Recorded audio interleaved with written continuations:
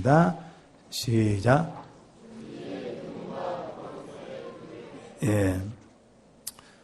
우리 교회가 진리의 터와 기둥으로서 교회가 되어지기를 축원합니다. 축원합니다. 신명기 7장 19절을 보면 내 하나님 여호와께서 너를 인도하여 내실 때에 네가 본 큰 시험과 이적과 기사와 강한 손과 편팔을 기억하라. 하나님의 그 능력의 팔을 기억하라. 그 다음에 신명기 24장 9절에서 여호와께서 미리암에게 행하신 일을 기억하라. 이렇게 말씀이 나옵니다. 그래서 이 신명기서에 보면 기억하라는 말씀이 가끔 나옵니다.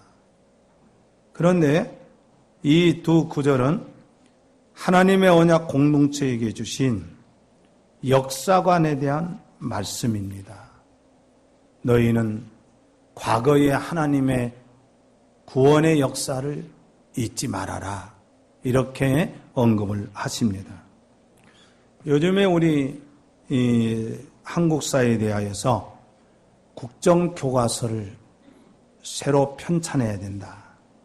늘 논란이 뜨거워지고 있죠.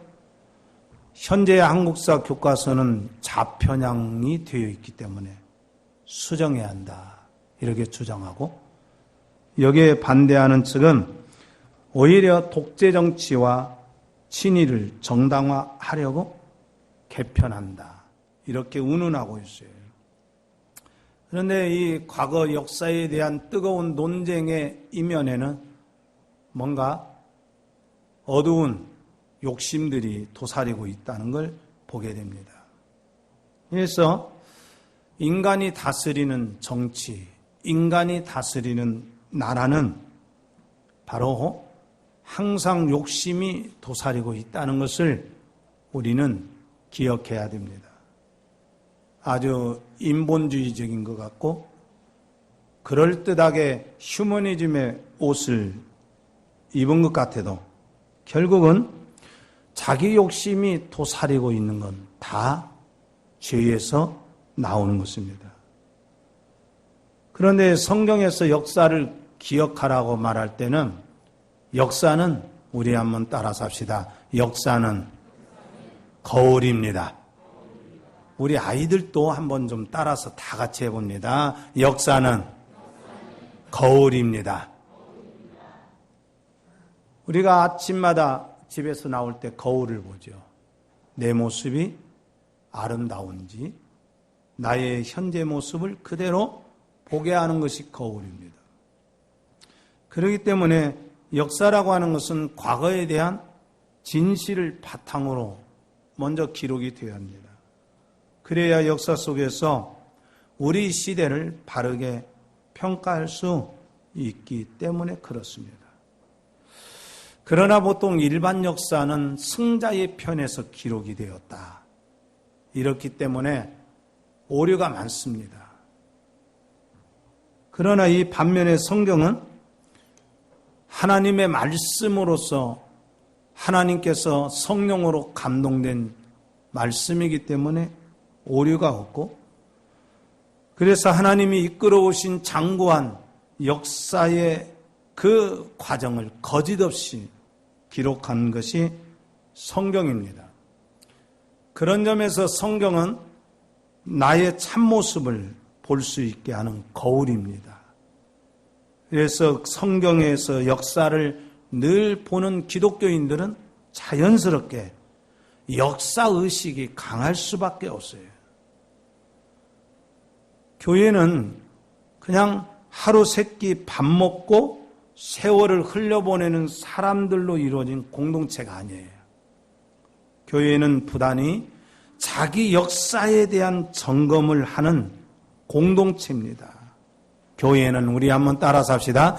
교회는 역사에 대한 점검을 하는 공동체입니다.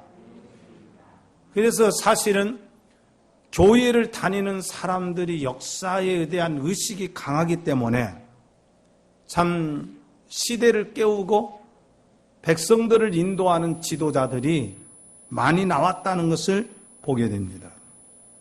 우리 교회가 어떤 정신을 품고 출발했는지, 그리고 크고 작은 일들에 어떤 헌신을 해왔는지, 이런 흔적들을 기억하면서 하나님이 교회를 어떻게 선하게 이끌어 가셨는지, 이런 점을 기억하면서 우리 교회가 바르게 서가고 있는가, 이런 점들을 임직식과 관련해서 전 교인들이 점검해 볼 필요가 있습니다.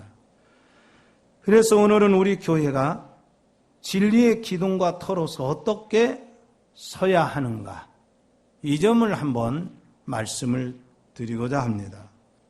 오늘 이 본문에서는 교회를 이렇게 표현했습니다. 우리 한번 따라 삽시다. 하나님의 집으로서의 교회. 14절을 보면 바울이 디모데에게 속히 가고 싶다, 이런 표현을 해요. 근데 이제 빨리 가고 싶은데 갈 수 없는 상황이니까 우선 먼저 편지로서 보낸다. 그런데 편지를 쓰는 목적이 뭐냐? 바로 너로 하여금 하나님의 집에서 어떻게 행해야 할지를 알게 하려고 이 편지를 쓴다, 이렇게 말했어요.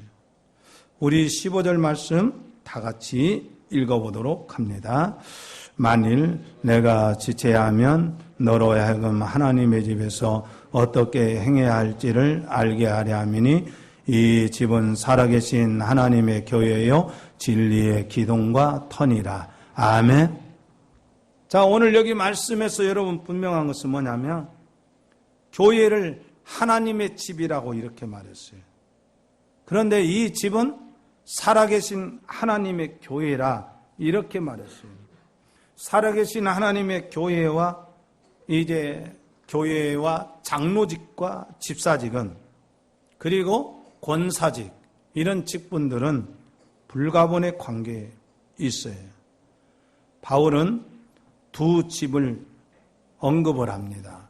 사람의 집과 하나님의 집을 대조합니다. 그래서 사람의 집을 다스리는 능력과 교회의 직책은 서로 밀접한 관계가 있다.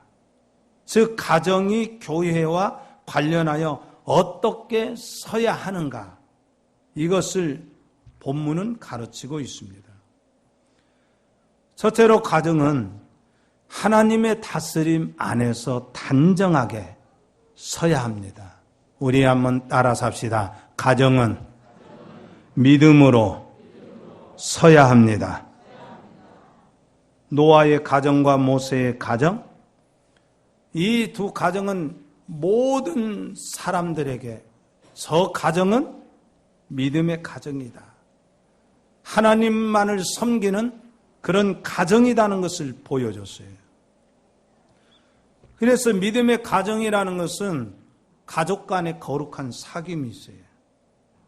가정에서 예배를 드리고 성경을 읽고 찬양을 드리고, 그리고 하나님의 뜻을 서로 나누고, 이런 가정은 살아있는 믿음의 가정입니다. 그런데 그 역할을 누가 해야 되느냐? 아버지가 해야 됩니다. 가장이 해야 됩니다. 만약에 이 가장이 집에서 자기 가정 예배 한 번도 인도하거나 드리는 사실이 없는 사람이 교회의 지도자가 되면 그 교회는 물 말아 먹습니다.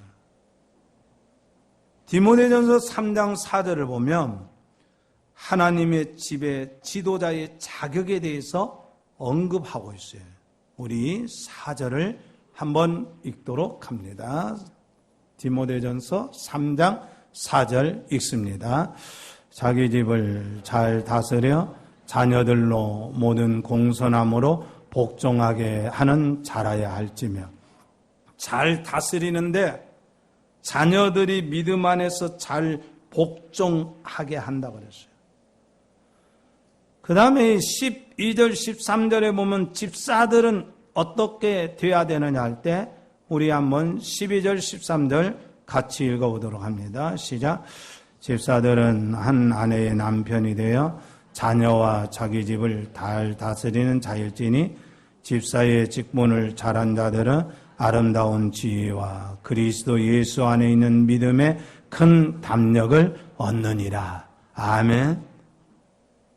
그러니까 가정을 믿음으로 잘 다스리는 사람이 바로 교회의 지도자가 되어야 된다. 이렇게 언급하고 있어요. 둘째로 가정은 하나님의 나라의 기초이지만 항상 교회가 우선에 있다는 것을 꼭 기억해야 됩니다. 자, 유명한 신학자 중에 그린피스라는 사람이 이런 얘기를 했어요. 뭐라고 말했느냐? 우리 한번 따라 삽시다. 교회는 큰 가정, 가정은 작은 교회. 그러니까 교회에서 뭐가 보여야 되고 가족이 보여야 돼요. 가족이 보여야 된다는 것은 가족별 단위가 분명히 예수 믿는 것이 바람직하고 그 다음에 전 교인이 가족 단위로서 보여져야 돼요. 또 하나는 가정에서는 교회의 모습이 보여져요. 왜 그러냐면 하나님께서 창조 때에 가정의 의의를 교회를 바르게 이루는데 그 목적을 두고 가정을 내셨어요. 그래서 성경을 보면 구약 초기의 교회는 대부분이 가정 단위예요. 아담의 가정, 아벨의 이제. 근데 이 가정이라는 것은 어디까지나 출발 단계에서 그랬어요. 그러나 성경은 가정을 교회라고 말하지 않습니다. 요즘에 가정교회 하는데 이건 성경과 신학계의 아주 무지한 소리예요. 가정교회는 없는 겁니다, 사실은. 가정에서 교회의 성품이나 모습은 보여도 가정교회라고 말하는 것은 이건 신학적으로 대단히 무지한 거예요. 또 직장을 교회라고 말하지 않아요. 신자의 가정도 역시 성도의 교통이 있고 예배의 요소가 있기 때문에 교회의 한 성격은 있다라고 말하지만 가정을 교회라고 말하지 않는다. 그래서 왜 그러냐? 주님은 교회는 천상의 모습을 반영하는 공동체예요. 하나님의 나라에. 그러니까 우리가 가정에서는 육신적인 부모가 있고 또 육신적인 형제와 자녀들이 있고 그렇지만 마태복음 22장 30절에 보면 완성된 천국에서는 장가도 아니 가고 시집도 아니 가고 하늘에 있는 천사들과 같다. 이렇게 말했어요. 여러분, 천국에서 우리가 그러잖아요. 아, 천국에서 만나 누가 엄마, 아빠, 부모 이렇게 생각하지만 사실 천국에 가면 사실 부모, 자식, 남편, 아내 그런 관계가 다 초월돼져요. 그래서 천국에서는 시집가고 장가가는 일이 없어요. 그러나 우리는 이 지상에 있기 때문에 시공간의 제약을 받는 이름을 써요. 예를 들어서 전주 함께하는 교회, 이 교회는 어느 특정인의 가정만을 가리키지 않아요. 그런 점에서 씨족교회는 없는 거예요.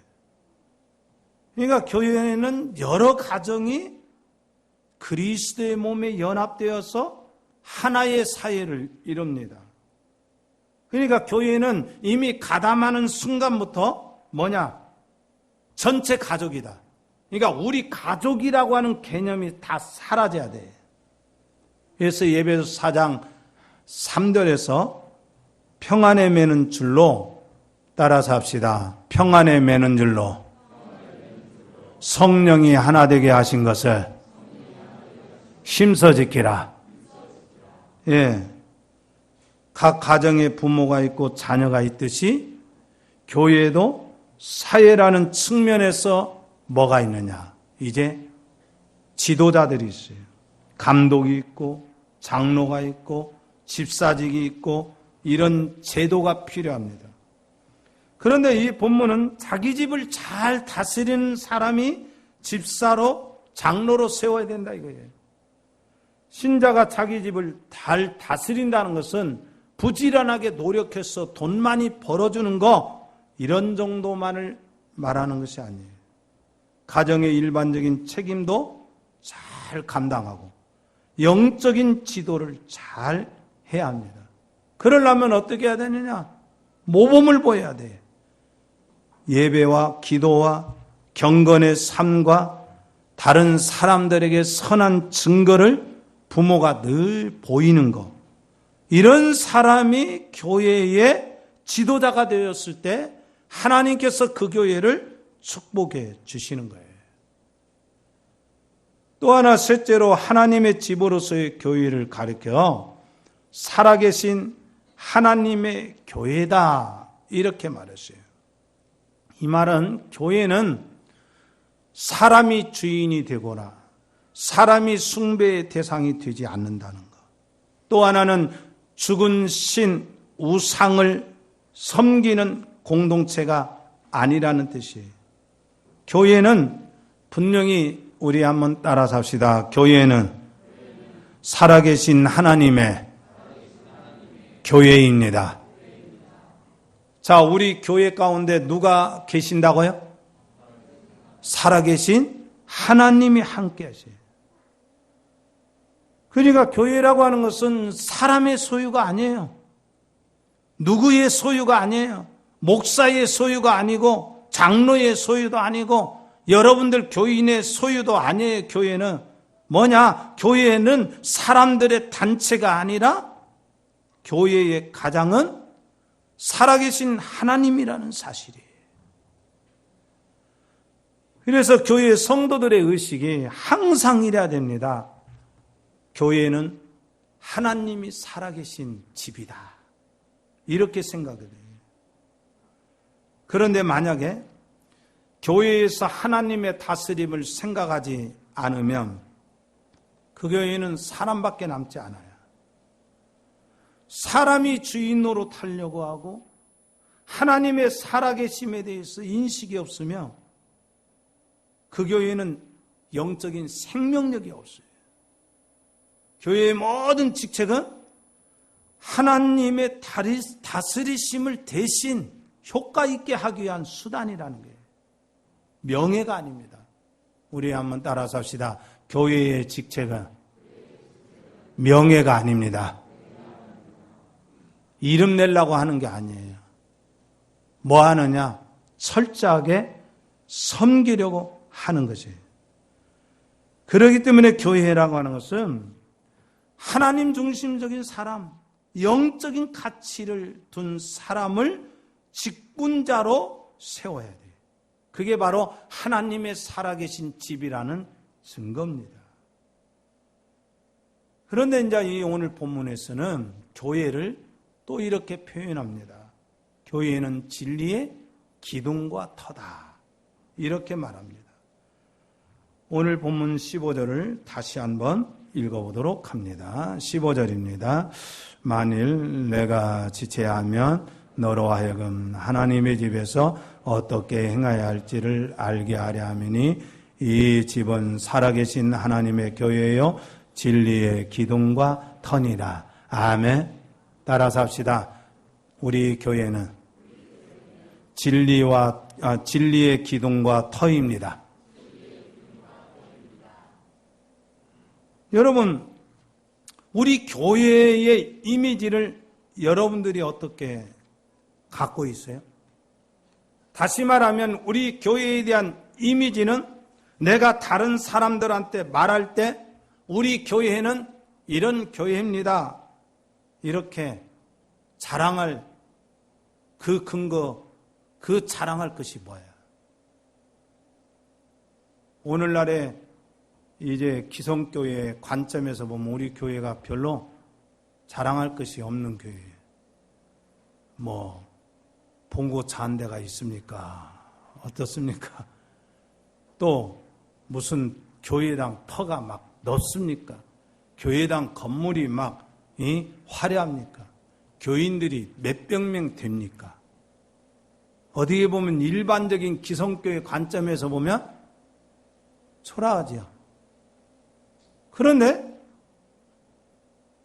여러분들이 우리 교회에 대해서 자랑할 때 무엇을 자랑하는 거예요? 하나님이 함께 하신다는 증거를 무엇으로 여러분들이 자랑하는 거예요? 바로 이 진리와 기둥과 터라고 하는 것은 기념비라는 뜻입니다. 우리 교회가 무엇을 드러내는 기념비인가? 첫째로 교회는, 따라서 합시다. 교회는 진리를 드러내야 한다. 뭘 드러내야 한다? 교회는 진리를 보여주는 기념비, 기둥과 터입니다. 그래서 교회 가면 1차적으로 다른 말을 듣기를 원하면 안 돼요. 교회에서는 하나님 말씀만을 듣기를 원해야 돼요. 하나님의 말씀을 바로 들어야 하나님이 어떤 분인가를 깨달아요.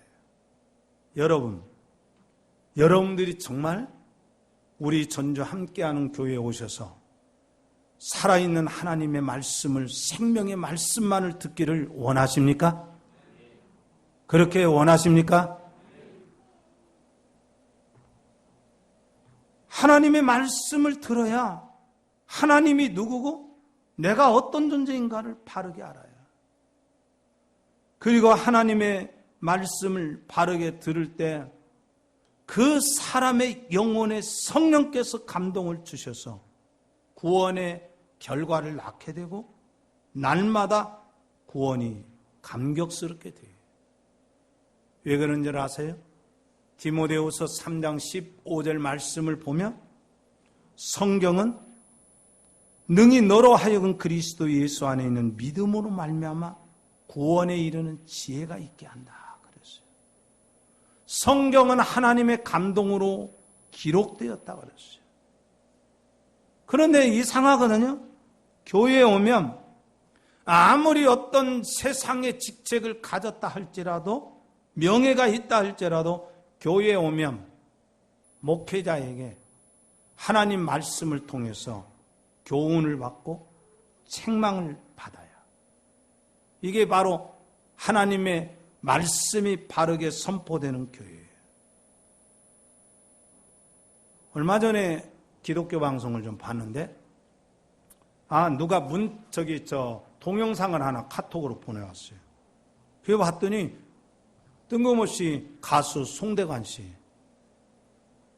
송대관 씨가 세eden 교회의 교인이 돼서 이제 찬송을 하는 사람인데, 이 사람이 뭐라고 고백하냐면, 나는 이제까지 내 맘대로 내가 주인인 것처럼 살아왔습니다. 이제까지 그 누구에게도 교훈과 책망을 받아본 적이 없습니다. 그런데 내가 이 하나님 말씀을 깨닫고 복음을 깨닫고 보니까 이제는 내가 얼마나 죄인인가를 깨닫게 되었습니다. 그러면서 지난날에 잘못 살아왔던 것을 노래를 찬양으로서 고백하는 그 찬양을 들어봤어요. 사람은 누구든지 여러 번 될 수가 있어요.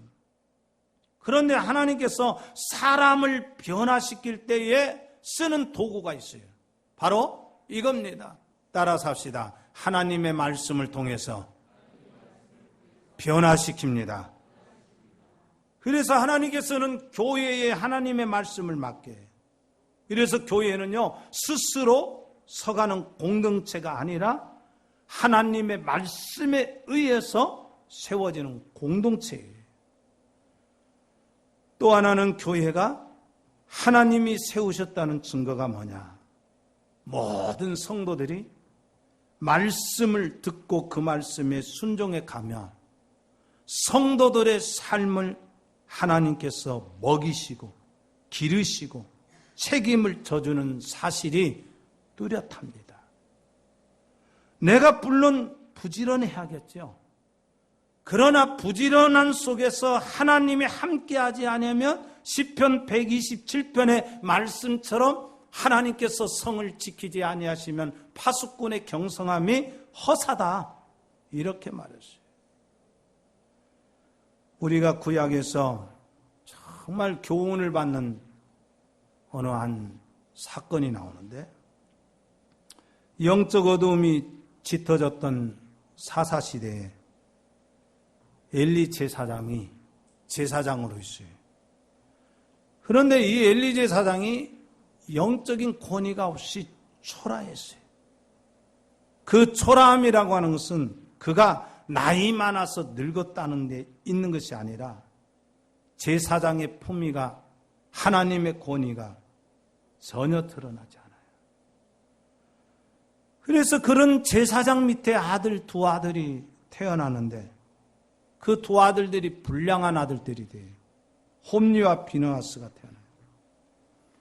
그래서 두 아들이 불량하게 아버지 밑에서 형식적인 제사장이 되는데 하나님의 재물을 훔쳐먹고 여자들을 간통하고 이러면서 아주 타락한 한 가정의 모습이 보여요. 그런데 나중에 전쟁을 하게 될 때 두 아들이 전쟁을 임할 때 하나님께 무릎 꿇지 않고 기도하지 않고 인간적인 방법을 따라요. 이방의 나라의 방법을 따라요. 결국 하나님께서는 제사장의 가문을 쓰지 않아요. 가정을 쓰지 않아요. 그런데 그 영적인 어두움 속에서 믿음의 신실한 한 여인이 있어요. 그게 누구냐면 한나입니다. 엘가나입니다.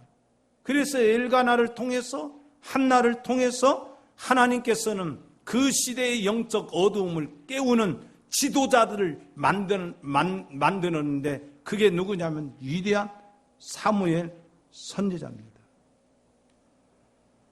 또 하나는 교회는 어떻게 해야 되느냐? 진리의 기둥과 터로서의 역할을 다 해야 됩니다. 자, 여러분, 지금 우리 한국교회 안에 교단들이 있죠. 교단들. 그러죠? 교단들이 있는데 크게 무슨 교단들이 있어요? 기독교 안에. 여러분들 얘기해봐요. 뭐요? 크게 장로교가 있고, 그 다음에 감리교가 있고, 성결교가 있고, 침례교가 있고, 오순절파가 있고. 자, 그러면 우리 교회는 어디에 속해 있어요? 장로교, 대한예수교 장로의 합동측이죠. 흔히 이렇게 이야기하잖아요.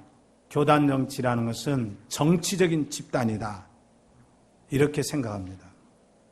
그러나 사실 교단은요, 하나님의 말씀에 대한 신학사상을 담고 있는 그릇입니다. 그런데 우리 교단, 우리 교회는 16세기 종교개혁을 완성시킨 칼빈 선생님의 가르침을 따르고 있어요. 그 칼빈 선생님의 가르침이 뭐냐? 바로 성경 중심, 하나님 중심, 교회 중심, 하나님의 절대적인 주권, 이걸 가르치고 있어요. 중세의 이성주의 신앙, 인간 중심적인 교회, 그리고 교권주의 중심, 그래서 타락한 교권이 민중들을 어둡게 만드는 중세 로마 카톨릭으로부터 종교개혁을 단행한 사람이 마틴 루터고, 그리고 존 칼빈입니다. 여기에서 우리는 분명한 것이 있어요. 뭐냐면 하나님의 말씀을 바르게 깨닫는 터위에 우리는 진리를 드러내야 됩니다. 그것이 뭐냐면 우리는 성경을 배우고, 따라서 합시다. 성경을 배우고, 소요리 문답을 배우고, 하이델베르크를 배우고, 이런 교리들 성경을 직접 배우는 거예요. 그래서 사람 중심이나 인간 중심이나 세속적인 중심으로 교회가 가지 않겠다고 하는 점에서 뭐 하느냐? 직분자들을 세워요. 직분은요, 말씀을 돕기 위해서 있는 것이에요. 또 하나는 셋째로, 교회는 진리의 계시로 말미암아 세워졌기 때문에 자율적인 종교단체가 되지 않도록 해야 됩니다. 왜 인간이 타락했느냐? 하나님을 떠나서 자율적인 단체로 만들려고 했기 때문에 타락했어요. 사탄은 모든 사람들에게 너는 하나님의 말씀에서 떠나 네 마음대로 살아라, 이렇게 속삭입니다. 시간도 물질도 네 마음대로 써라. 그리고 시간과 물질을 공동체 중심보다도 너 개인적인 이기성을 위해서 써라. 이렇게 사탄은 우리들의 마음을 유혹합니다. 그런데 하나님께서는 아담에게 너 그렇게 살았더니 어떻게 됐느냐? 실패했지? 실패하지 않았습니까? 그런데 하나님께서는 다시 온 인류에게 희망을 줘요. 그게 바로 뭐냐면 언약을 줘요. 그게 창세기 3장 15절에 하나님께서 여자의 후손을 통해서 구원을 베푸실 것을 약속을 해줘요. 그 약속이 씨가 되어서 줄기가 나고 잎이 피고 그 다음에 싹이 나고 줄기가 자라고 잎이 피고 열매를 맺는데 그 언약이, 따라서 합시다. 그 언약이 예수 그리스도다. 결국 교회는 예수 그리스도의 구속의 은혜 아래서 모두 하나 된 공동체입니다. 그래서 우리의 삶이라는 것은 예수 그리스도를 떠나서 개인적인 삶을 살아가는 삶을 살지 않아야 돼. 그러려면 어떻게 해야 되느냐? 바로 우리 교회가 진리를 배웠으면 그 다음에 반드시 해야 할 것이 있습니다. 따라서 합시다. 우리 교회가 진리를 배운 다음에 복음을 전해야 합니다. 뭐 해야 됩니다? 여러분 교회에 와가지고 하나님의 말씀을 배우고 말씀이 좋다 이렇게 깨닫는 것은 기본인 거지 그것이 전부가 아니라는 거예요. 말씀을 배운 다음에 우리는 교회로서 복음을 계속 전해야 됩니다. 하나님은 하나님의 말씀의 진리를 사람이라는 공동체를 통해서 전하게 하셨어요. 그래서 구약 시대에는 구약 이스라엘 공동체가 이방 나라의 복음을 전해요. 그런데 얼마나 그 능력이 위대하냐면 여호수아 때에 두 정탐꾼을 보내요. 그런데 이 정탐꾼을 여리고성에 보냈을 때 여리고성의 기생이었던 라합이 숨겨져요.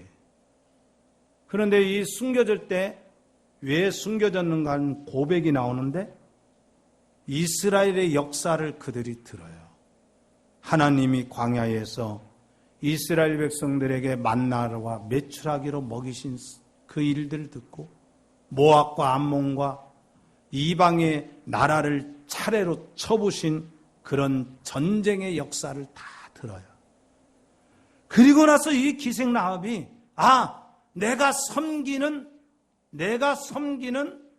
신은 거짓 신이구나. 내가 섬기는 신은 거짓 신이구나. 이걸 깨닫고 간담이 선을 할 정도로 하나님을 섬겨야 되겠다. 그래서 이스라엘 백성들의 공동체라고 하는 것은 그냥 시간을 낭비하면서 돌아다니는 것이 아니라 광야 40년 속에서도 하나님의 능력을 드러내는 발걸음이었어요. 우리 한번 따라 삽시다.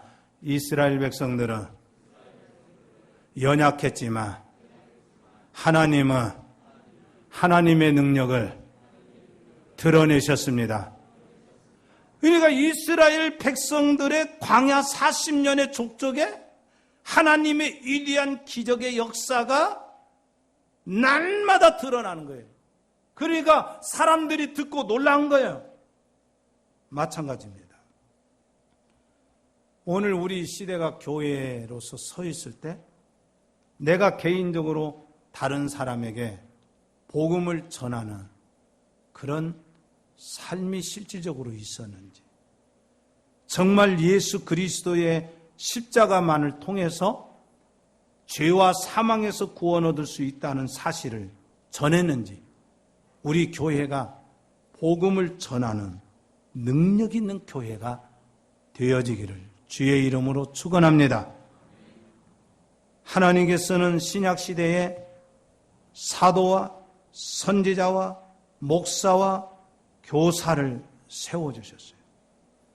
다시 말하면 교회는 복음을 전해서 사람들을 복음으로 변화시켜서 이 세상에 하나님의 나라를 확장시키는 역할을 하는 거, 이게 교회의 사명이라는 거예요. 그런 의미에서 직분을 줘요. 그런 의미에서 직분자들과 온 교회가 연합해서 어떻게 하든지 하나님의 말씀을, 복음을 증거하고 하나님의 이름을 드높이는 그런 증거의 역할을 하도록 하자. 이게 바로 직책, 그 모든 교회의 직분의 목적이란 말이에요. 사랑하는 성도 여러분, 교회가 성경적인 근거에 세워졌다는 증거는 매주마다 바른 복음, 말씀이 뚜렷하게 증거되는 교회가 되어야 됩니다. 그러기 위해서는 목회자가 바르게 말씀을 준비해야 되지만 바르게 말씀이 선포되고 증거되기 위해서 헌신하는 직책이 바로 장로직이며 집사직이고 권사직입니다. 교회의 모든 직책은 오직 불신자들을 예수 그리스도 앞에로 인도하는 거기에 목적이 있다는 것이에요. 그래서 교회가 모든 직책을 수행할 때 그냥 성경 말씀 듣고 교인들끼리 진리 교제를 하고 여기까지 멈추면 안 돼요. 여기서 멈추면. 여기까지는 잘하는 거예요. 말씀을 듣고 배우고 나누고 여기까지는 잘한 거예요. 그러면 순의 역할이 뭐냐? 나누었으면 뭘 해야 되느냐? 생명의 능력을 드러내야 돼, 순들이. 그건 뭐냐면 다른 이웃들을 전도하고 다른 이웃에게 복음을 전해야 돼. 그래서 예수 믿지 않는 자들이 믿음의 축복을 받을 수 있도록 역할을 하는 것이 바로 교회의 역할이라는 거예요. 사랑하는 성도 여러분, 이번 임직식에 우리 교회가 진리의 기둥과 터로서의 교회라는 것을 더 공고하게 다지며 여러분들이 이 복음의 사명에 함께 동참할 때 하나님의 은혜가 충만할 줄 믿습니다. 아멘. 기도드리겠습니다. 하나님 아버지, 오늘 우리 전저와 함께하는 교회가 하나님의 살아계신 집으로서의 역할을 다하고 있는지, 진리의 기둥과 터로서의 역할을 잘하고 있는지 오늘 말씀을 새겨봅니다.